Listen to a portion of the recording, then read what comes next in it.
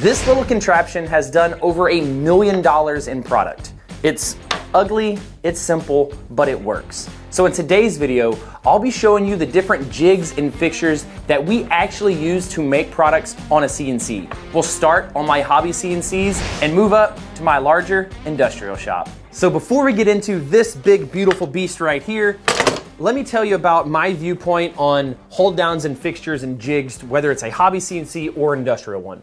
Make it as simple as possible, right? People like to make this sexy, they like to make it complicated. Look, man, I've done, I don't know, coming up on $20 million in sales with a CNC. This is probably the fanciest jig that we have, right? And so I just come from the camp of, if you have a hobby CNC, a T-slot table works with a sacrificial board. And why is it called a sacrificial board? Because you're meant to replace these, right? It's meant to be easy to replace them. So whether it's on the Shapeoko, whether it's on the Altmill, Infinity, I don't care. Make it as easy as possible. That's what camp I come from, right? Not pretty, but functional and gets the job done. So how this jig works is actually pretty simple. You put the item in there, you wedge it right there, you wedge it right there, and if you need a little extra hold down, you have it right there. Very simple, but there's a lot of little tiny nuances in there that I just kind of want to teach you on why I did it this way. And so the first thing is this little bump stop right here, right? And so as we take this out, you notice there's this corner right here. Well, I used to use this corner jig, and what this corner jig was is you screw it down to your CNC, you can clamp it down, and then whenever you change out your products, everything goes right to this corner. And it's not necessarily for hold down, it's more for alignment, right? And so everything goes to the corner and you know exactly where to set your X and Y origin at because you have this little notch right here, right? Super, super handy. So now we have a really easy jig. Now people do this with dog bones and honestly, I don't hate it, but it's just having to drill holes in your spoil board. And then when you change out a slot, you have to drill holes in there again. And I'm just not a huge fan of that. But Mitchell's Woodworks, he actually does a really good job with dog bones. He's a friend of mine, and so shout out to Mitchell's Woodworks, check out his channel. And now, we know every single time we put this docking station in here, it gets held down. The second thing we did is put a T-slot rail right here. Just like on a CNC, we kind of made its own sacrificial spoil board, right? The next thing we did is this little wedge right here. And all this is a really thin piece of wood. And this little piece could be a piece of wood. We did a piece of color core right here. It's just a solid white piece of HDPE and it works great. So how this jig looked in production mode, we'd stick this docking station on here, we'd clamp it down, and then we hit engrave. And it engrave right here and right here. And then we'd walk away, go to another CNC, do the same exact thing, we come back, and now it's done. Guess what? Boom, we take it off, we grab another one, we stick it back on just like that, wedge, wedge, it ain't moving. That's how that jig made 500 grand for me, right? Like, that is amazing. That gets me excited. It's not pretty, it's not cool, but it gets the job done. Now let me start talking about a different hold down method that a ton of y'all are asking me how to use and how to fixture it to do production runs like this. So let me get that set up and talk about it. So this is the air weights table. Now, many of you have probably seen it, but very few actually know all the different ways you can use it. So after I show you how I would set up jigs and fixtures on these to speed up production or just make my life easier, we'll head over to my industrial shop and I'll show y'all how I use jigs and fixtures on my industrial CNCs, taking what I've learned from all of my hobby CNCs and applying it over there.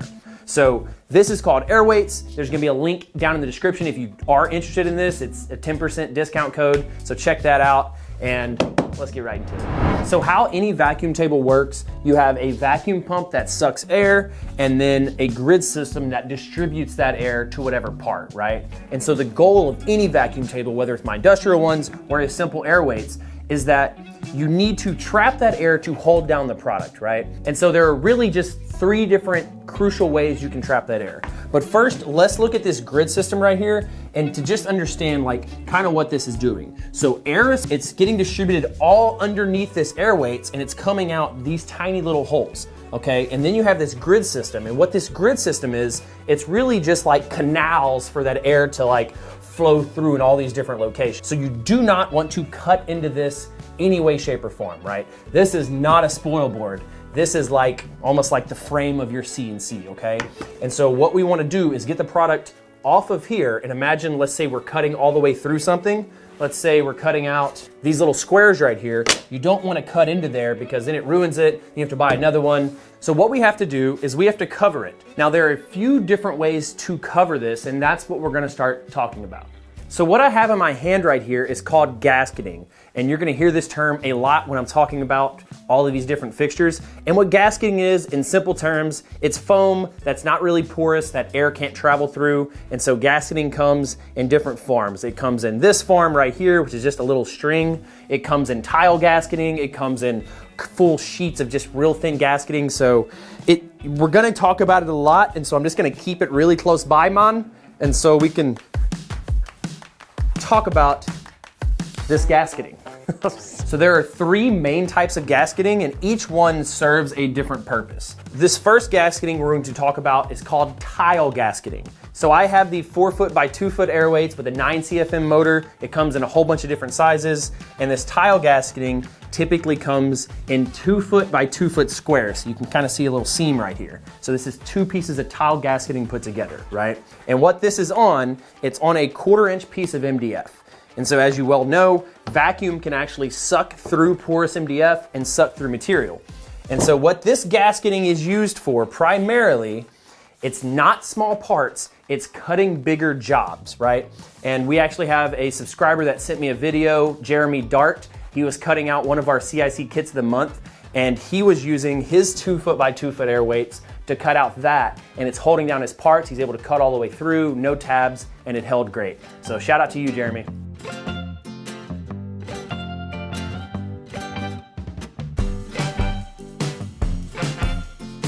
So example of how this would be used, let's say we're cutting out this 2 foot by 1 foot piece of color core, right?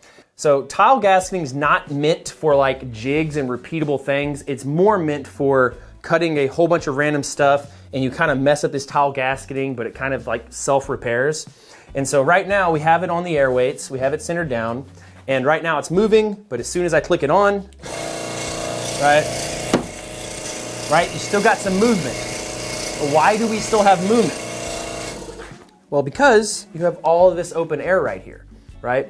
And so what a lot of people will do is they'll use a cover sheet like this to trap that air, right? Which is just another piece of plastic or another piece of wood, plywood, whatever. And then now you reduce the airflow. And so now this is held down, right? So a hack that we use on our large industrial CNCs is just some like 6 mil or 3 mil plastic, right? Some clear plastic. And what we'll do to cover up vacuum space, we'll just cover it up just like this, nothing crazy, maybe put a little bit of tape down, and then, watch. So all of this will get sucked down right here, and now, you're good, right? This next setup is something I'd use if I was engraving a lot of signs or even possibly doing a lot of inlay cutting boards. And so what this is this is utilizing grid gasketing. And this is that gasketing I talked about earlier. It has no adhesive on it, right? So it's slick on both sides and it actually fits in the grid, hence grid gasketing.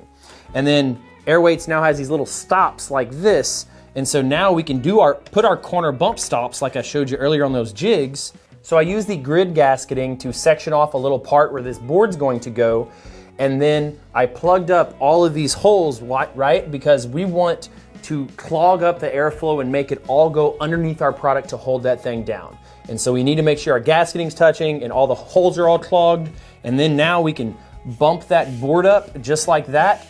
And once again, we're not cutting all the way through. We're just doing engravings on the top. And ready? Boom.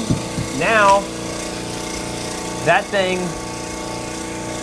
is solid, right?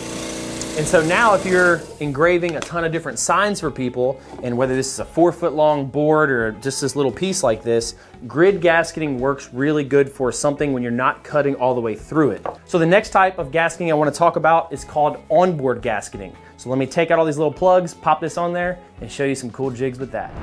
So what I'm laying down for the onboard gasketing is just something that's solid that the airflow is not going to seep through anywhere, right? This is a piece of like some kind of foam panel that Airweights does sell, but 1/4 inch piece of plywood is gonna work just fine. And I do wanna give a shout out to another subscriber of ours, Lynn Buchanan. He makes these clear dust boots and they're actually really cool. It has a light and a laser on it to like help you line up your X and Y origin. And this thing comes off, it's flexible. So definitely check those out. I'll leave a link in the description. This is a fellow subscriber working out of a small shop. Definitely want to support him. Check out the clear boot. So how this onboard gasketing works, it uses gasketing that has a little bit of adhesive. And what it does is you're just trying to trap that air around it. And so this whole thing is covering this vacuum table now, but I drilled a little hole in it so the airflow can, siphon through it. Now you can do multiple different holes with it, but for this example, I'm just doing one hole. And what you do is you put onboard gasketing on.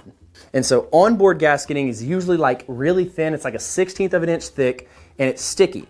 And so let's just say I was cutting out trays out of this piece of Bamex right here, right? So I got this tray, I'm gonna cut it out right here. And I know where that tray is going to go. And so I'm going to set the tray there and I'm going to roughly trace around where that tray's at, right? Right over that hole. And then I'm gonna take some of this onboard gasketing and I am just gonna stick it to the plastic somewhere inside the line. Nothing crazy here. Now obviously, if you can, please make it a little bit prettier than that. So now what this is doing is that's trapping all the air underneath this product. And so now I set this product on there. Let's say I'm cutting it out with this piece right here. By the way, Jace, make these remotes massive. I want a remote that's like this big, I can hang on the wall and punch to turn this thing on. I lose this thing. All right, so we got this, we have our product on there. Whenever that cuts on, this product is now, it ain't moving, right? And so that's the use case for onboard gasketing, right? It's something that, oh my God, still has that seal. So right now it's such a good seal that there's no air leaking anywhere. And so the vacuum's been off for about 30 seconds now, and there's still nothing, right? I can't move this. Let's see if you can hear it. That's cool. It's gonna trap in all that air. This thing's not porous, so it's sealing it all in, and you have that whole power of that vacuum underneath a single product. And so what onboard gasketing is good for is when you do wanna cut all the way through something, but it's not something that you're gonna produce, let's say 100 of, right? Maybe only 20, maybe 5 runs of it, nothing crazy. So like really small batch production is what you use this for. Now the 4th type of gasketing is called inboard gasketing. So let's head on over to my industrial shop to show you what that does. That is my favorite type of gasketing. Let's go. Boom. Now we're at my industrial shop, and I want to show you some of the jigs and fixtures that we use on this Onstrud that you can apply to your hobby CNC. So the main thing with these large industrial CNCs is there's typically not T-slots, right? So everything has to be vacuumed down. So you kind of have to get creative. And because in our shop, we cut out so many different products, like we go from a pumpkin tray to a maze game, Millennium Falcon tray, to a cutting board, right? We're running maybe 10 or 12 different products every day on this, cutting out 30, 40 at a time, right? Then switching. So what we do is we use inboard gasketing. And so you saw onboard on the Airweights, you saw tile gasketing. Now this is inboard. And what inboard gasketing is, it's more for like dedicated fixtures. And so how our fixturing works here, we have just a 1/2 inch sheet of plywood, 5x5, because this is a 5x5 table, cut in half. And we can simply stick it up there, and as you can imagine, this is for pumpkin trays. So how inboard gasketing works is you can see the cut path of the bit right here, right? We're using a big 1/2 inch bit. And so you go in about a 1/4 inch, and then you cut down, and you actually have this gasketing that fits in these gaps. It's a little bit bigger one, but it'll fit in those gaps, and it sticks out a little bit. So you stick it out about a 1/16 of an inch, okay? then you pocket a little bit down, put some holes for that vacuum to go through, and that's gonna hold down your product. And since I don't wanna just ruin this MDF right here because we use so many products, we have just multiple jigs for multiple different things. And so this is our pumpkin one. And this jig right here is really cool because we did Christmas ornaments. So we had to cut out like 1,500 Texas Christmas ornaments. And so we actually use these dowel rods as pins, right? Because we had to do double-sided machining. And then we did little tiny inboard gasketing. And so these things were less than 4 inches by 4 inches, and we still was able to hold everything down. We stick that whole panel on there. Each part was held down. It was aligned perfectly. And this is a jig that we probably never use again, but it's really cool to look at, and it reminds us to keep thinking creatively. Another one we have, and I'll show you a real-time setup, is our compact cutting boards, okay? And so our compact cutting boards look like this, right? Simple cutting boards. These rounded edges right here kind of force us to cut it with a CNC so we're not over at the edge sander all day. All we do to actually hold this thing in place, we put it, you know, bump it up to the corner and put a little piece of tape and boom, that's it. Now this thing is roughly in the exact spot it needs to be. Doesn't have to be exact, but it's pretty close. Then we take our boards and we'll set them on there. Get them lined up. Now I can go to the back, cut the 44 horsepower vacuum pump on. You know, obviously everybody has that in their shop. And ready? Listen to that sound, baby. Ready for it? You ready for it? Oh, I love it. I love it. So now all these are held down. We'll click go on the CNC, do that run with them. Out pop these right here. It can cut all the way through, nothing gets damaged.